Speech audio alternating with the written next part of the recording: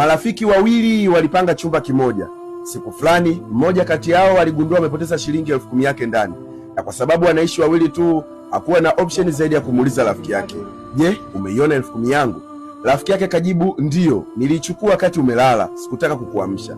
Issue iliishia hapo hapo na maisha yakaendelea. Siku chache mbele, wakati anapanga vitu, yule alipoteza hela akaiona 10,000 yake kwenye begi lake mwenyewe. Akamfuata rafiki yake kwa ghadhabu na kumuuliza, "Kwa nini ulisema umechukua 10,000 yangu wakati kiuhalisia ni mimi nilisahau nilipoiweka?" Rafiki akatabasamu kisha akamjibu, "Naogopa sana uaminifu ukiingia mashaka.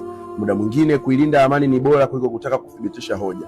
Hata ningesema sijachukua, bado ungeamini ni mimi tu niliyechukua, sababu humu ndani tunaishi wawili tu." Kwenye maisha, maelewano ni bora kuliko pesa. Uaminifu haujaribiwi mara mbili. Mengine kubali ili tu maisha yasonge. Urafiki wa kweli unajengwa kwa kuaminiana na sio kusema niamini. Asante.